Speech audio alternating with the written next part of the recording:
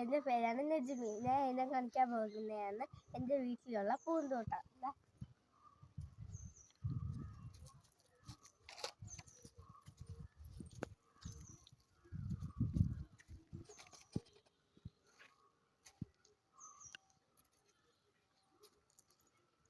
കാണിക്കണേ. ഇനി എൻ്റെ മീൻകളം കാണിച്ചു തരാം.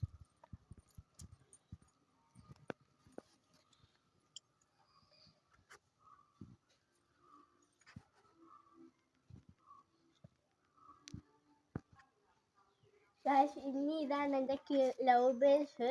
ഇത്